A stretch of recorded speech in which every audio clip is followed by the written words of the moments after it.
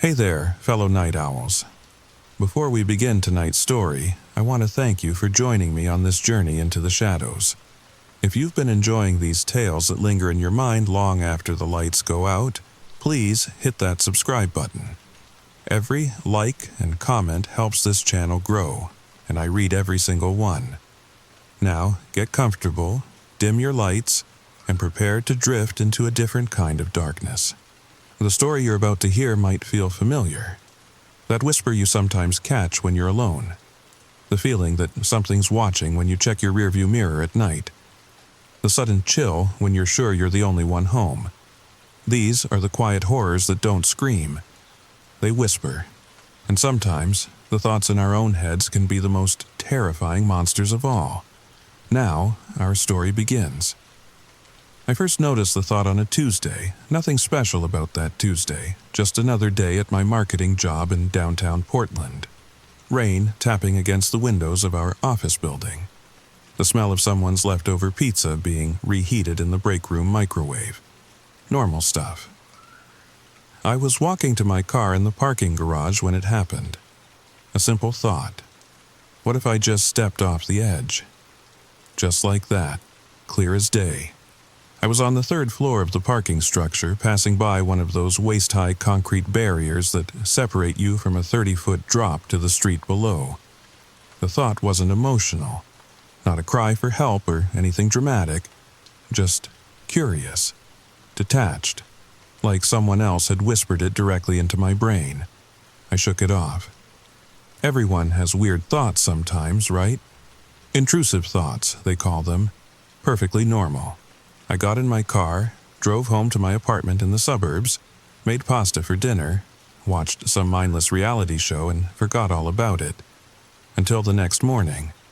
I was making coffee, standing at my kitchen counter, holding the knife I'd just used to slice a bagel, and there it was again. What if you press this against your throat, just to see how it feels? Not my voice, not exactly, same detached clinical tone. Not angry or sad, just wondering.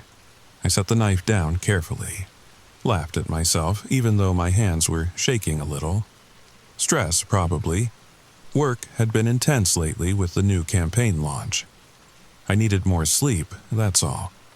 More sleep and maybe less caffeine. But it happened again that evening while driving home on the freeway. What if you just turn the wheel sharply to the right now?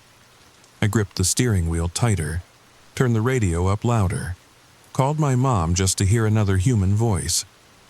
We talked about nothing important, her garden, my cousin's new baby, the recipe she wanted to try. Normal things, safe things. By the time I got home, I felt better.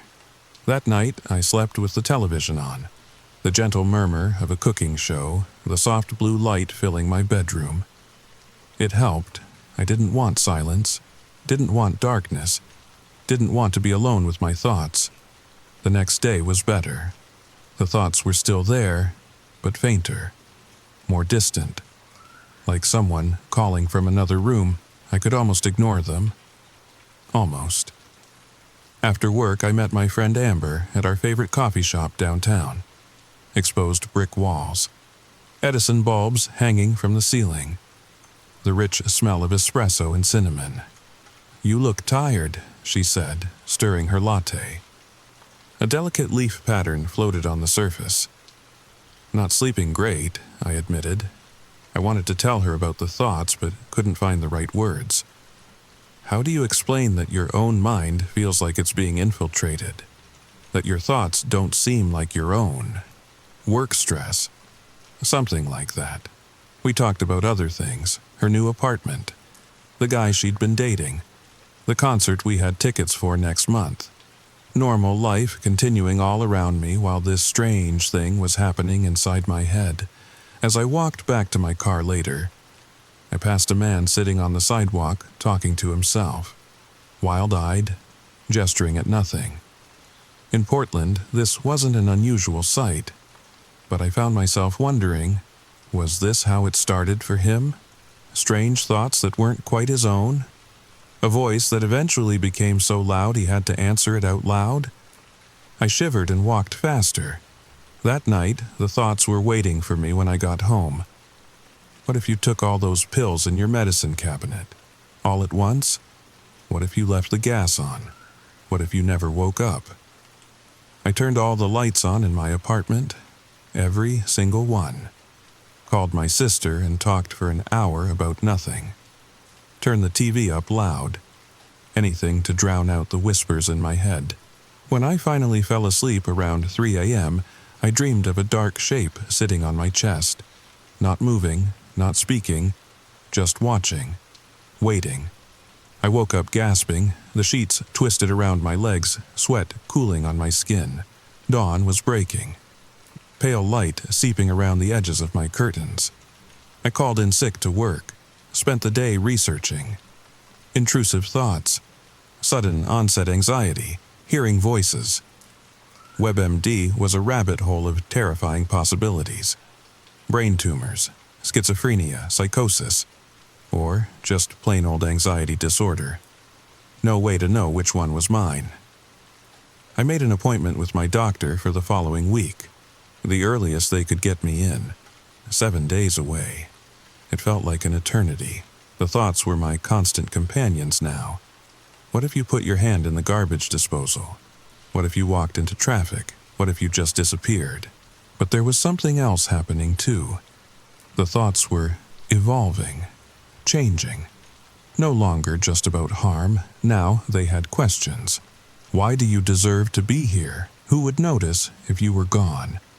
What's the point of any of this? And sometimes, rarely, they seem to directly address me. I can see you. I know what you're afraid of. I'm getting closer. Those were the worst. Those made me freeze in place. Heart hammering against my ribs, breath caught in my throat. Because those didn't feel like my thoughts at all. They felt like someone else, something else. Watching, waiting. By Friday, I'd developed a system. Headphones with music or podcasts constantly playing. Texting friends throughout the day, keeping the TV on at home. Never silence, never stillness. It helped, but the thoughts were still there, underneath everything else. Like a baseline you feel more than hear, I was exhausted from fighting them. From pretending everything was normal at work. From the constant vigilance.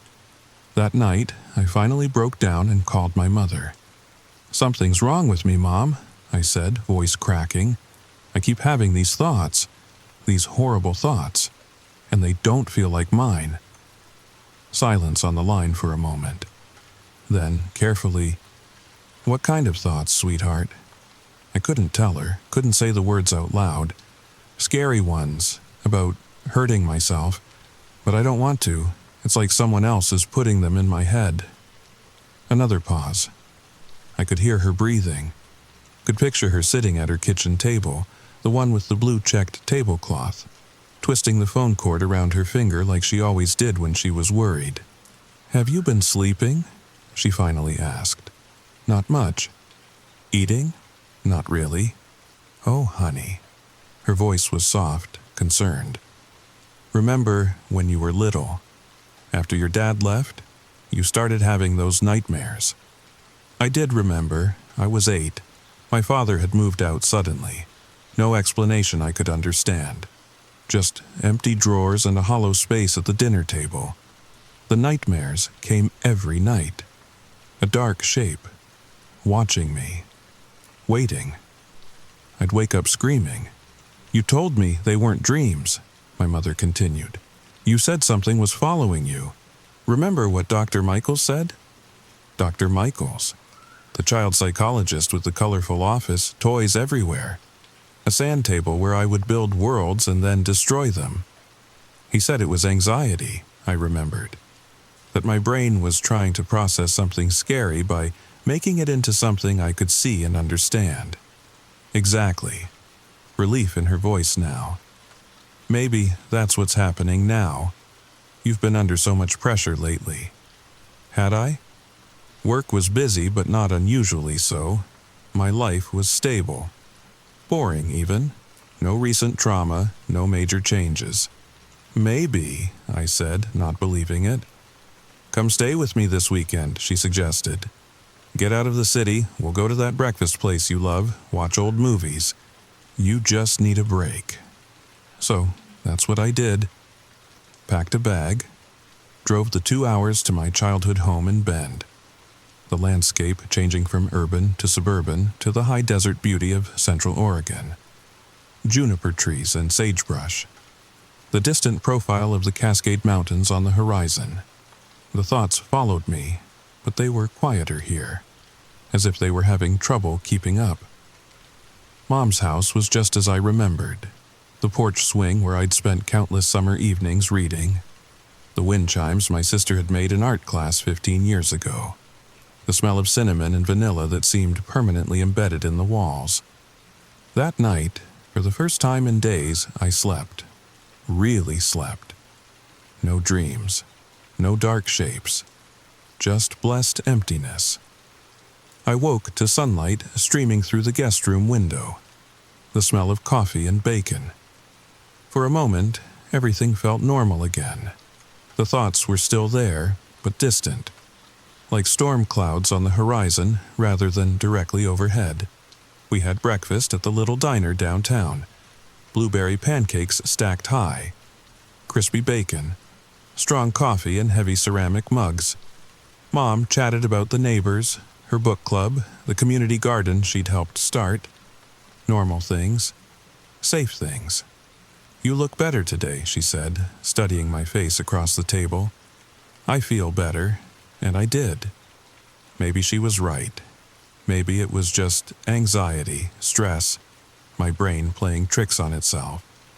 We spent the day doing nothing important, browsing the small shops downtown, sitting in the park, watching ducks on the pond, cooking dinner together in her kitchen. Simple pleasures that somehow felt profound after days of terror. That night, though, I dreamed again. The dark shape was back, but different now, more distinct. I could almost make out features. Almost, but not quite. It sat beside my bed, not on my chest. Progress, maybe? I followed you here, it seemed to say, though no words were spoken. I'll follow you anywhere. I woke with a start, but didn't feel the same panic as before. Instead, I felt curious. If this thing, this thought, this entity, whatever it was going to follow me anyway, maybe I should stop running. Maybe I should turn and face it. Sunday morning, I told my mom I needed to head back to Portland. She looked concerned but didn't argue. "Call me when you get home," she said, hugging me tight in the driveway. "And call Dr. Rivera tomorrow. Promise me." "I promise," I said, and meant it. I would keep my appointment. But first, I had something else to do. The drive back to Portland was long and quiet. I didn't turn on the radio, didn't call anyone to chat. For the first time in days, I allowed silence to fill the space around me. Waited for the thoughts to come. They did, of course. What if you drove into that ravine? What if you never went home? What if you just disappeared? But this time, I didn't fight them. Didn't try to drown them out. Instead, I answered. "Why would I do that?" I said aloud to my empty car. "Why do you want me to?" No response. Just more questions. "Wouldn't it be easier? Aren't you tired? Don't you want to see what happens?" "No," I said firmly. "I don't, and you're not going to convince me." For the first time, I felt something like a reaction from the thoughts. Surprise, maybe? They retreated slightly, regrouped. By the time I reached the outskirts of Portland, rain was falling. Heavy drops that beat against my windshield. The sky dark with clouds, though it was only mid-afternoon. Traffic slowed to a crawl on the freeway. Red brake lights stretching ahead of me like a river of blood. The thoughts changed tactics. Look at them all, going nowhere, doing nothing that matters. You're just like them. Pointless, meaningless. Why fight it? Why pretend your life has purpose? Because it does, I answered. Maybe not some grand purpose, but it matters to me, to my mom, my friends. That's enough. A strange sensation then, like something brushing against my mind. Testing, probing. You can feel me now, can't you? A new thought. clearer than the others. "We're getting closer, you and I." A chill ran down my spine despite the car's heater running full blast, because I could feel it, whatever it was. Not just thoughts anymore. A presence, a weight, watching, waiting. I gripped the steering wheel tighter, focused on the road ahead, the rain, the traffic, concrete things, real things. "What do you want?" I whispered. No answer, but I felt it move closer somehow. The air in the car seemed to thicken, harder to breathe, my chest tight. By the time I reached my apartment building, dusk was falling. The streetlights coming on, halos of light in the rain. I sat in my car in the parking lot for a long moment, keys in hand, gathering my courage. "I'm not afraid of you," I lied. Inside my apartment, I didn't turn on all the lights, didn't turn on the TV, didn't call anyone. Instead, I made a cup of tea, sat at my kitchen table, waited. The thoughts circled like vultures. Alone again. No one to hear you, no one to help you, just us now. "What are you?" I asked the empty room, and for the first time I got a real answer. I am the thing you try not to think about. The fear you push down, the doubt you ignore, the truth you deny. "You're not real," I said, but my voice trembled. "I'm as real as you are. More real, perhaps. I've always been here, waiting for you to notice me. What do you want? To be acknowledged, to be heard, to be real. You're just thoughts, my thoughts. I can control them." A sensation like laughter then. Not a sound, a feeling. Amusement rippling through my mind. "Can you? Have you been able to so far?" I didn't answer that, couldn't. You humans. Always running from yourselves, from your own darkness. Did you think those thoughts came from somewhere else? They're yours, all yours, the ones you're too afraid to claim. "No." I shook my head hard. "No, these aren't my thoughts. I would never, wouldn't you? Haven't you wondered, just for a moment, what it would be like? To step off the edge, to press the knife against your skin, to simply stop?" I had. God help me, I had, not seriously, not with intent, but the curiosity had been there, the wondering. "That's normal," I argued. "Everyone has those thoughts sometimes." "Yes, and where do you think they come from?" I had no answer for that. "We've always been with you, all of you, whispering, suggesting. Most of you learn to ignore us, to push us down deep, but we're always there, waiting. We? There are more of you? One for each of you, or many? It depends on how well you listen." I thought about the man on the street, talking to himself, arguing with voices no one else could hear. Had he been talking to something like this? Something that had once been just a thought but had somehow become more? "What happens now?" I asked. "That depends on you. You can keep running, keep fighting. Or you can accept me. Accept that I'm part of you. The darkest part, perhaps, but still you. And if I don't, then I'll keep getting stronger, keep getting closer, until you can't tell where I end and you begin." A chill ran through me. Is that what happened to others? The ones who hear voices, see things? Some. Others found different ways to silence us. I thought about all the terrible possibilities that implied, shuddered. "I need to think," I said finally. "Take your time, I'll be right here. I'm always right here."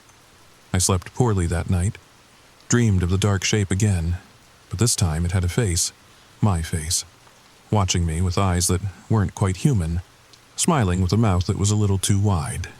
I woke with a start, heart racing, sheets soaked with sweat, but also with a strange clarity, a decision made somewhere in the depths of my unconscious mind. Monday morning, I went to work as usual. The thoughts followed me, of course, suggesting terrible things, pointing out how meaningless everything was, how easy it would be to just stop, but they were just thoughts, my thoughts, the dark, twisted ones I'd always pushed away, denied, feared. At lunch, I called Dr. Rivera's office, confirmed my appointment for the next day. What will you tell them? The thoughts asked. Not suggesting harm now, just curious. The truth, I answered silently. That I've been having intrusive thoughts, that I need help managing them. They'll think you're crazy. Maybe, but I'm not. How can you be so sure? I considered this seriously. Because crazy people don't question their own sanity, they don't seek help. Some do. Then maybe I'm one of them. Either way, I need to talk to someone who isn't you. That strange sensation of amusement again. Fair enough, the rest of the day passed normally. Work, meetings, emails. The thoughts were still there, but they felt different now. Less threatening. More like an annoying companion I couldn't quite shake. That evening at home, I sat at my kitchen table again. Cup of tea growing cold before me. I know what you are now, I said to the empty room. To the presence I could feel hovering at the edges of my awareness. Do you? You're me, the parts of me I don't want to look at. The fears and doubts and dark impulses everyone has but no one talks about. Close enough. And you got louder because I tried to ignore you, to push you away. The harder you fight, the stronger I become. So I stop fighting. Except that these thoughts are part of being human, part of being me. Not act on them, but not deny them either. It's a start. I nodded slowly. I'll talk to Dr. Rivera tomorrow, get some help. There are techniques for this, I think. Ways to acknowledge intrusive thoughts without giving them power. Will that make me go away? I considered this. No, I don't think so, but it might make you quieter, more manageable. And if it doesn't, then I'll try something else. Medication maybe, therapy, whatever it takes, but I won't let you win. It's not about winning or losing, it's about balance, light and dark, conscious and unconscious. You've been trying to live only in the light. That's not how it works. I thought about that for a long time, about the shadow self. The parts of us we hide away, deny, pretend don't exist. How much energy it takes to maintain that fiction. How exhausting it is to always be running from yourself. I'm going to bed now, I said finally, and I know you'll be there in my dreams. But that's okay. I'm not afraid anymore. That night, I dreamed of the dark shape with my face again. But this time, I didn't run. Didn't wake in terror. Instead, I reached out to touch it. To touch me. Our fingers met, light and shadow. And for a moment, we were whole. I woke the next morning feeling different. Not cured, not fixed. The thoughts were still there, hovering at the edges of my mind. Suggesting, questioning, doubting. But they were just thoughts now. Not commands, not truths. Just possibilities I could acknowledge and then let go. I went to my appointment with Dr. Rivera. Told her everything. Well, almost everything. The cleaned-up version, without the part where my thoughts seemed to talk back to me. That seemed a bridge too far, even for a psychiatrist. She listened, nodded, asked questions, used words like anxiety disorder and intrusive thoughts and cognitive behavioral therapy, prescribed medication that might help, suggested techniques for acknowledging the thoughts without engaging with them. All things I'd already learned, in my own way. As I left her office, stepping out into the rare Portland sunshine, I felt the presence stir. Did that help? Almost gentle now, almost concerned. Yes, I answered silently. I think it did. Good. I don't want you to suffer. Don't you? No, that was never the point. The point was to be heard, to be acknowledged, to be integrated, not eliminated. I considered this as I walked to my car. So what now? You'll always be with me, always suggesting terrible things. I'll always be part of you, but perhaps not always so insistent. It depends on how well you listen. I'm listening now. Yes, you are. The thoughts are still with me every day, suggesting, questioning, doubting, sometimes terrifying in their darkness. But they're just thoughts. My thoughts. All parts of being human, of being whole. I've learned to acknowledge them without letting them define me. To say, yes, that's a thought I'm having, and then let it pass. Like watching clouds move across the sky. Present, but temporary. Real, but not reality. Some days are harder than others. Some days the thoughts are louder, more persistent. On those days, I take my medication. I use the techniques Dr. Rivera taught me. Call my mom or Amber. Remind myself that I'm more than my darkest thoughts. And sometimes, in the quiet moments before sleep, I feel that presence watching, waiting. Not malevolent anymore. Not exactly friendly, either. Just there. A shadow cast by my own light. A necessary balance. Sweet dreams, it whispers as I drift off, and mostly they are. So, there it is, friends. A different kind of ghost story. Because sometimes the most haunting things aren't in abandoned houses or foggy graveyards. They're in our own minds. The thoughts that follow us everywhere. The shadows we try to outrun but can never escape because they're part of us. I wonder, what thoughts haunt you when you're alone?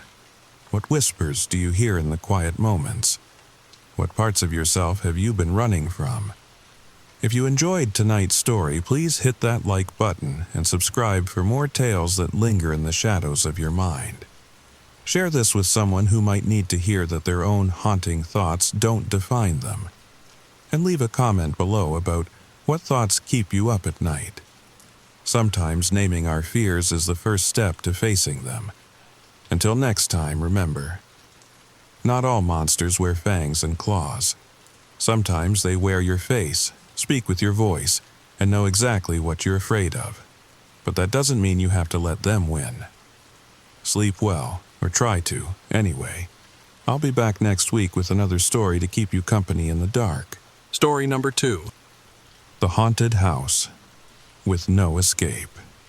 Have you ever felt like you're being watched even when you're completely alone? That prickle on the back of your neck, the sudden chill that has nothing to do with the temperature. Tonight's story might explain why. If you've experienced something you couldn't explain, something that kept you awake wondering if you really were alone, then this story is for you. Before we begin, I need to warn you, this story has left many listeners unable to sleep with the lights off. Some have reported hearing strange noises in their homes for days afterward. If you're brave enough to continue, make sure you're subscribed so you don't miss next week's explanation of the phenomena behind this haunting. Hit that like button if you're ready, and let me know in the comments if you've ever experienced anything similar to what you're about to hear. And now, our story begins. I never believed in ghosts. That's important to understand. I was the skeptic, the rational one. Until I inherited the Blackwood House in Salem, Massachusetts. A distant great-aunt I'd never met left it to me in her will, along with a strange note that simply read, "I'm sorry for what you'll endure. Don't stay after dark." The attorney who handled the paperwork seemed nervous when he handed me the keys. "The property taxes are paid up for the next 5 years," he said, not quite meeting my eyes. "Most people don't stay long." "What's wrong with the place?" I asked. "Nothing officially wrong," he replied carefully. "Just local superstition. The house has had 7 owners in the past 20 years. None stayed longer than 3 months. I laughed it off. Free house in a historic town like Salem? What did I care about local ghost stories? The first time I saw Blackwood House, I actually gasped. It was beautiful in that classic New England way. 3 stories of weathered cedar shingles, black shutters, a widow's walk at the very top. The property sat on 2 acres at the end of a winding private road, surrounded by ancient oak trees. As I explored, I noticed strange details. Every mirror was tilted downward. All the clocks were stopped at 3:47. In every room, there was a small figurine of a raven positioned to face the door. It was when I reached the third floor that I felt it first. A sudden drop in temperature. I stood at the top of the stairs, looking down the hallway at the 4 closed doors, and had the distinct feeling I shouldn't open them. The hallway seemed longer than it should have been. The wallpaper pattern seemed to shift slightly in my peripheral vision. I took one step forward and heard something that stopped me cold. A soft humming coming from behind the door at the end of the hall. Then a child giggling. "Hello?" I called out. My voice sounded muffled, as if the walls were absorbing the sound. No response. I convinced myself it was just the house settling. I headed back downstairs to unpack before dark. As I turned to leave, I noticed a small table by the staircase that I hadn't seen before. On it sat a photograph in a silver frame. I picked it up and felt my blood turn to ice water. It was a picture of me, taken that morning as I loaded my car. I was smiling, unaware of being photographed. I dropped the frame and rushed down the stairs. As I reached the second-floor landing, I glanced back up. The photograph was hanging on the wall at the top of the stairs now, not on the floor where I'd dropped it. That's when my phone rang. The caller ID showed unknown. "Hello?" I said. A woman's voice, distant and formal. "Welcome home," she said. "We've been waiting for you. Don't look out the windows after sunset. Don't answer if anyone knocks. And whatever you do, don't go into the basement at night." "Who is this?" I demanded.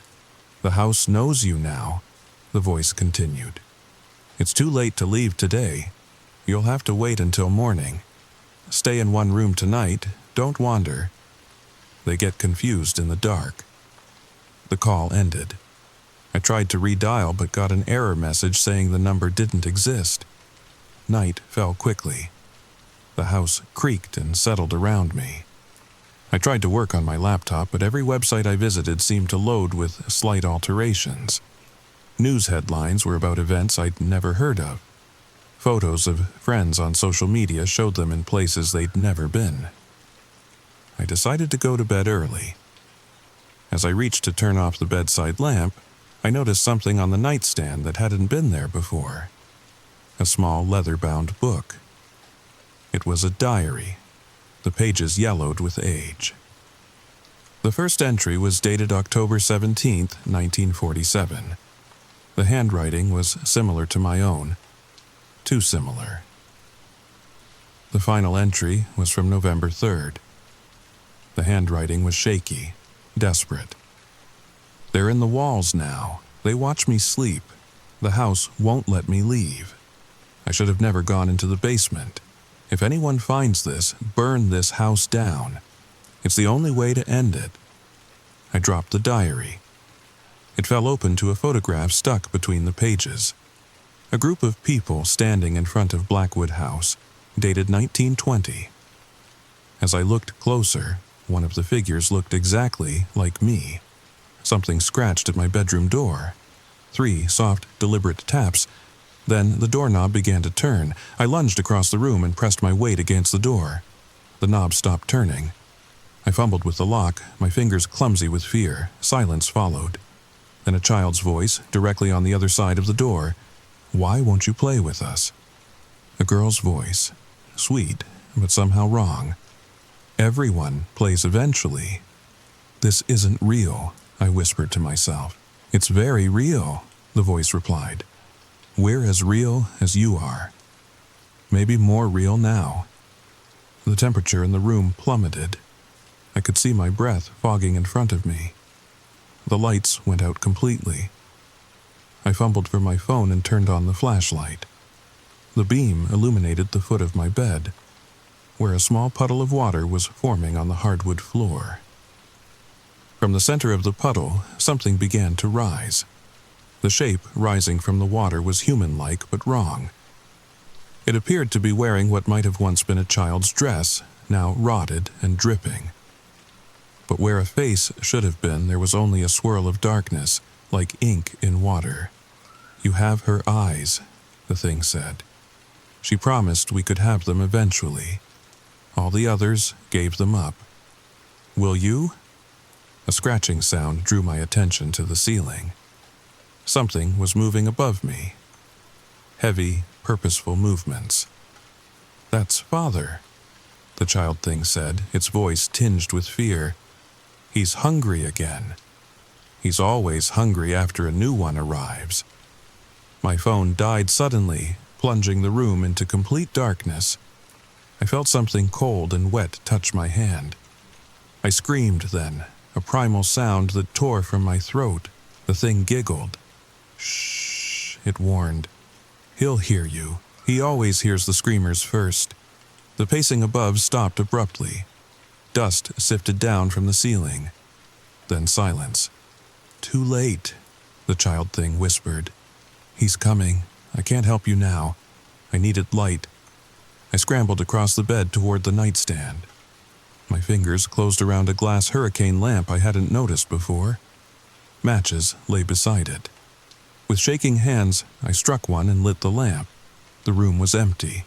No puddles on the floor. No child thing. But the scratching was now on the stairs, coming down. Slow, heavy steps. Something large dragging itself toward my room. I rushed to the windows and tried to open them. None would budge. I picked up a chair prepared to smash the glass, but stopped when I looked outside. What I saw wasn't the backyard. It was the front of the house, from the outside. And in the window, the very window I was looking out of, I could see myself. But this version had eyes that were just empty sockets, black and weeping, something dark. I stumbled back with a cry. The footsteps stopped right outside my door. Something massive blocked the light from underneath. A scratching sound traced the doorframe. Then came a voice that wasn't human, deep and wet and ancient. Little light, it rumbled. I smell your fear, your disbelief, your hope. Open the door. Let me help you understand. Go away, I managed to say. It laughed. This is my home, it said. You are my guest, or perhaps my meal. We'll see which you choose to become. What do you want? I asked. Want? It seemed amused. What we've wanted since 1847. We want a soul that stays willingly. So many try to leave. But you have her blood. Whose blood? I asked. Margaret Blackwood, it said. The witch who built this house, who bound us here. Her blood runs in your veins, which means you could set us free, or join us forever. The door handle turned again, the lock holding for now, but the wood around it was splintering slightly with each twist. I'll break through eventually, the voice said. But there's another way out of this room, a way you haven't found yet. If you're clever enough to find it before dawn, you might survive the night. The presence moved away. I could hear it dragging itself back down the hallway. I slumped against the wall, the lamp still clutched in my trembling hands. I had to find another way out. My eyes darted around the room, searching for any hidden door or passage. The diary still lay open on the floor. I picked it up again and flipped through the pages frantically. One entry caught my eye. From 1963. I found a door behind the bookcase today. It led to a narrow passage between the walls. I could hear them moving inside there, whispering my name. I sealed it back up. Some doors should stay closed. I crossed to the bookcase and began examining the shelves. As I searched, I became aware of a soft tapping coming from within the wall. Rhythmic and deliberate. SOS. I pressed my ear against the bookcase. Who's there? I whispered. Help me, a voice whispered back, a woman's voice. I've been trapped for so long. The passage connects all the rooms. It's how they move around, but it can lead outside too. If you're quick, if you don't look back. How do I open it? I asked. The raven, the voice said. Turn the raven. My eyes found one of those strange raven figurines on the top shelf. I reached up and turned it. It rotated with a click. The bookcase swung outward an inch, just enough to reveal darkness beyond. I was out of time and options. I grabbed the lamp and slipped through. The passage was narrow and cold. The lamp illuminated only a few feet ahead of me. I had to choose a direction, left or right. I chose left, toward what I hoped was the outer wall and freedom. As I crept forward, the walls pressed in on either side. I heard the bookcase door slam shut behind me, then a roar of anger that shook dust from the ceiling. The thing had found my empty room. Now it would be looking for me. I quickened my pace. The passage turned sharply right, then left again. I was getting disoriented. From somewhere ahead came the sound of crying. That same child's voice from before. "Are you lost?" it called softly. Everyone gets lost in the walls. I turned to go back, but the passage behind me was now different. The house was changing around me, shifting like a living thing. "You can't trust what you see," a new voice whispered, right beside my ear, though no one was there. "This house lies, always has, since she built it." "How do I get out?" I asked. "Follow the scratches," the voice replied. Others tried to leave messages before they became like us. I held the lamp closer to the walls and saw them then. Hundreds of marks scratched into the wood. Arrows, words, symbols. Most pointed in different directions, but some, the deepest ones, all pointed the same way, forward. The passage split into 3 separate paths. The right path had a single word carved deeply: sunlight. The middle said home. The left simply truth. From behind me came the sound of something large entering the passage. I was out of time. I chose the right path, sunlight, and ran. The passage began to slope upward. The walls here were different, newer wood, less rot, and the scratched messages changed too. Almost there. "Don't stop. Don't look back whatever you do." I ran faster, hope surging, until I rounded a corner and came to a dead end. A solid wall with a small window. Through it, I could see the backyard in moonlight. So close, but the window was barely big enough to fit my arm through. Written on the wall in what looked like dried blood was a final message: "The house always wins." In the fading lamplight, I noticed something on the floor. A small trapdoor, almost invisible against the wooden boards. My last hope.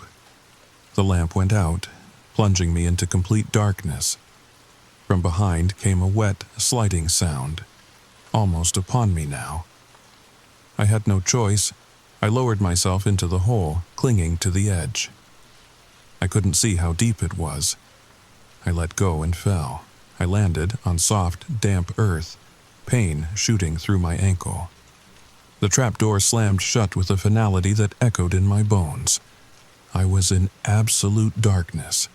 With one hand on the wall to guide me, I began to walk slowly forward. The tunnel meandered, curving gently. The ground sloped subtly downward. Eventually, I entered a larger space. A sound made me freeze. Breathing, not my own. "Who's there?" I whispered.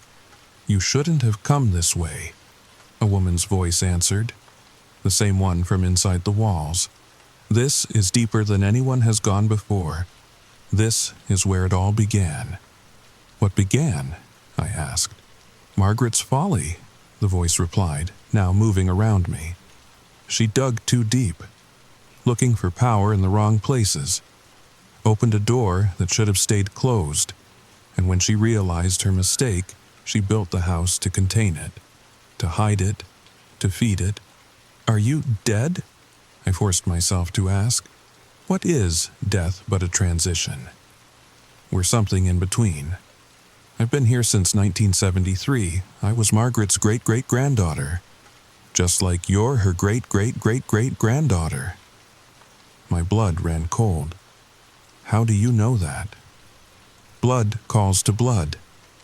I've watched you since you were born, waiting for you to come, hoping you wouldn't, but the house always gets what it wants eventually. Why me? Why now? The cycle, she replied. Every 50 years it needs someone special, someone with the strongest connection to her, to renew the bindings, to keep it contained. This year, that's you. So, I'm supposed to sacrifice myself to keep some ancient evil contained? Or set us all free, she whispered. There's always been a way out. A loophole in Margaret's binding. The same blood that trapped it could release us all, but it would take tremendous courage, and a willing sacrifice of a different kind. A tremor ran through the ground beneath us. Dust and small stones fell from above. It knows we're talking about it, she hissed. It's listening now. Follow me, quickly. I felt cold fingers grasp my wrist, pulling me forward into the dark. The space around us seemed to expand. Another tremor, stronger this time. From somewhere behind us came a sound like a mountain splitting open, and with it, a faint glow. Enough to see vague shapes. I caught a glimpse of my guide for the first time. A woman in her 30s, wearing clothes from the early 1970s. Her face had my grandmother's eyes, my mother's chin, but her form wavered like a reflection in disturbed water. A structure stood in the center of the cavern, a perfect circle of stone pillars surrounding a raised platform. Atop the platform, a small building like a Greek temple in miniature. Margaret's sanctuary, my guide said, protected by sacrifices she shouldn't have made. Hurry now. We ran toward it as the ground continued to shake. As we reached the circle of pillars, resistance hit me like a wall. My guide passed through easily, then turned to watch my struggle. Only blood of her blood can enter willingly, she said. You must truly want it. You must choose it. I choose to enter, I said firmly, pushing against the barrier with all my might. The resistance vanished suddenly. I stumbled forward, falling to my knees inside the circle. The moment I crossed the threshold, a ripple of energy pulsed outward. The thing behind me screamed in frustration, unable to follow. Inside the small temple, soft blue light bloomed around us. The interior was a single round room. At its center stood a stone table covered in ancient books and a large crystal that pulsed with inner light. This is where she worked, my guide said. Where Margaret tried to undo what she had done. One book lay open, the handwriting small and precise. May 17th, 1867. The binding holds but weakens with each passing moon. The entity tests its prison constantly. I have sacrificed too much to fail now. The bloodline must continue. The house must stand. My guide opened a small red book and placed it on the table. A ritual described in meticulous detail. With a warning, the price is high. The blood that opened must close. The life that invited must banish. Balance in all things. It would take your life, my guide said quietly, but you would save countless others, and a cycle of suffering that has continued for generations.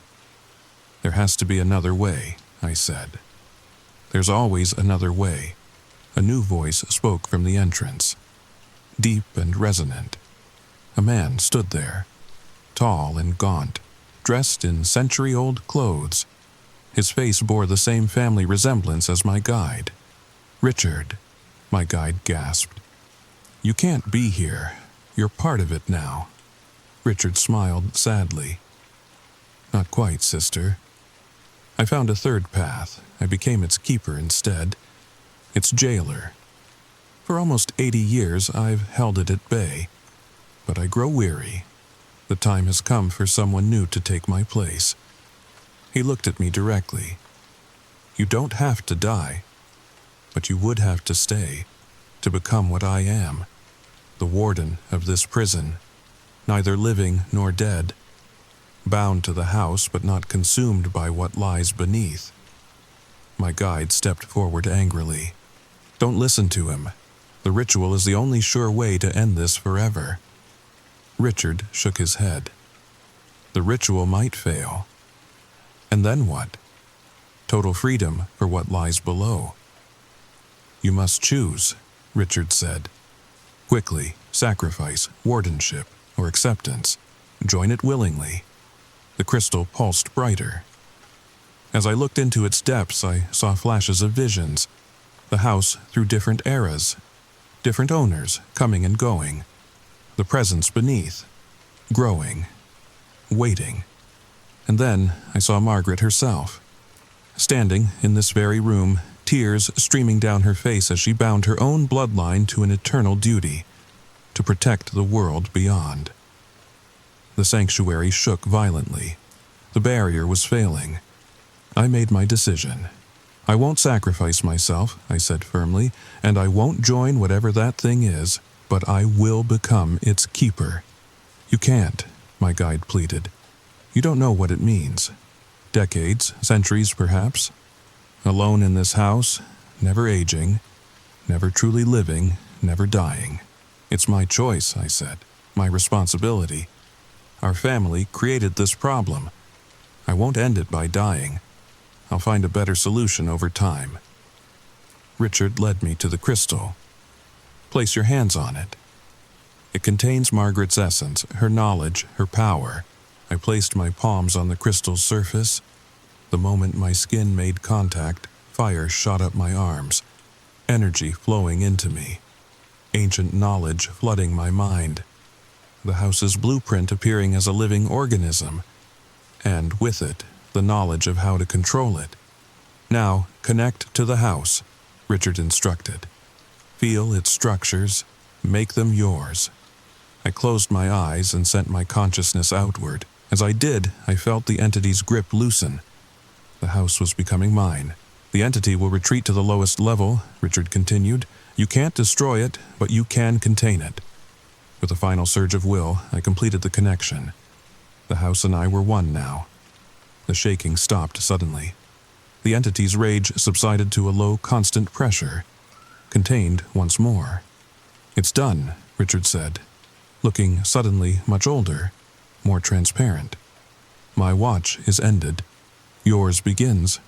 He faded away, his long vigil finally over. My guide, Sarah, remained. So, you're the house now, and we're all still trapped here. Not trapped, I said. Protected, contained, but not forever. I'll find a way to set you all free.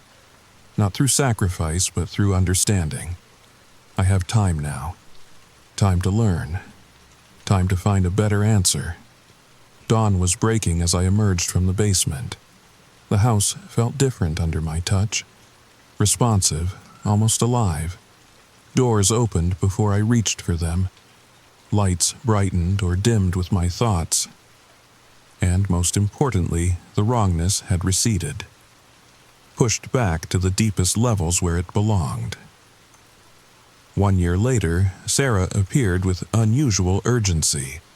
There's something you should see in the sanctuary. The crystal on the central table was pulsing rapidly. Beside it lay a slim volume bound in white leather that seemed to have appeared from nowhere.